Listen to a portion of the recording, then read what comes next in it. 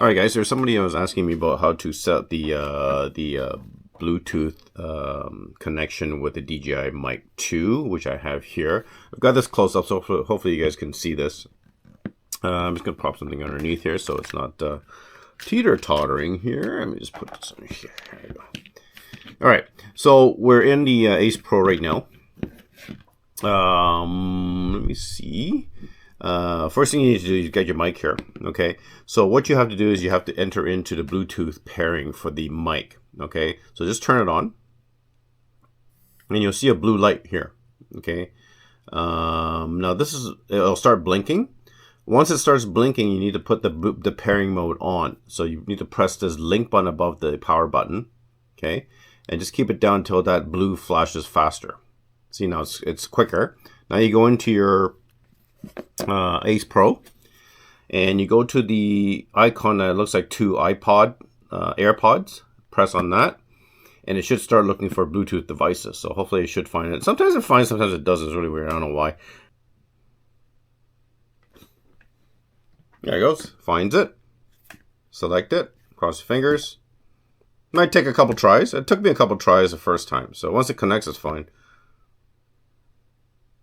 And you don't have to do it again. So there it goes. Bluetooth connected. That blue turns into solid. Now you're connected. And when you're recording, you should see a little headphone on the very top there. So that means you're connected and your mic's ready to go. Now, when you turn it back on, let's say if you turn everything off, next day you come back and you turn on the mic again. When you turn, you don't have to go through that process. When you turn on the mic, it should connect automatically.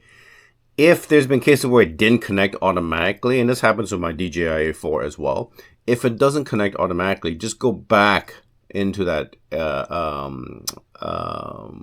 AirPod icon here. Click on it, and you may have to just hit the DJI mic to connect it. You don't have to go through that pairing process again. So, but I hope that helps. Any questions, drop me a line, and you're good to go. Other than that, I'm just going to go through a couple things here. I went through it quite quickly yesterday with the firmware update. You guys know that the new firmware upgrade is phenomenal. There's been a lot of changes. Somebody was asking me to do a more close-up so he can actually see what I'm doing, because I was dead in such a hurry that I just didn't get a chance to close up. Hopefully this helps.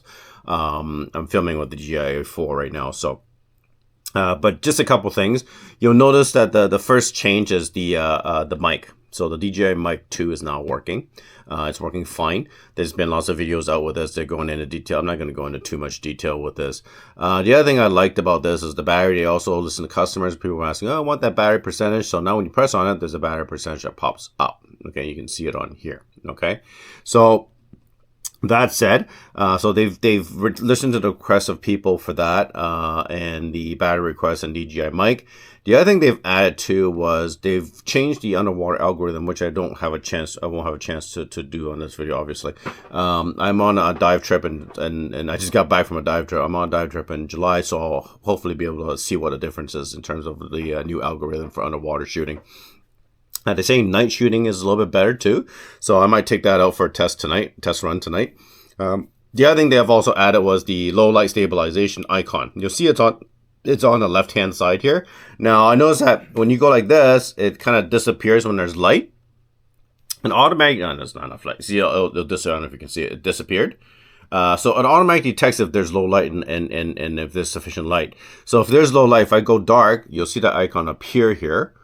And that means that there's not enough light to shoot, so you can actually turn it on and it'll stabilize the footage while it's in low light process. The cool thing about this is you can do it during recording.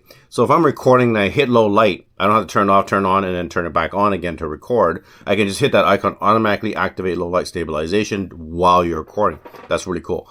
The other thing too, you notice that the people have been chirping about horizontal lock. So where is that enabled? Now, unfortunately, horizontal lock is only in 4K 30 frames per second, not other frame rates. I'm guessing they'll probably change that in the future. We'll have to see the horizontal lock in the 60 frames per second. So to activate horizontal lock, you have to go into where it says de-warp here, and you'll get two extra options, 45 degree and 360 degree. I was wondering what the 45 degree was. Somebody explained to me in one of the groups that the 45 degree is if you're not using if you just swing back and forth a little bit, for example, somebody was saying that they do a lot of ATV and they don't go all the way around. Obviously, hope not, they don't. So that's where that comes in handy. You only have that 45 degree.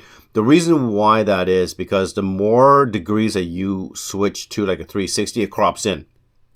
So if you're not going in a 360 degree motion a lot of times, then you can actually go to 45 and it'll keep it at horizontal lock, but it'll actually have a wider view of field of view rather than being cropped in like a 360. Because when you activate a 360, it actually crops in a little bit, but you get that 360 degree horizontal lock and it works quite well.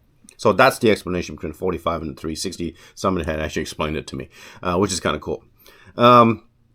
There's a couple other things too.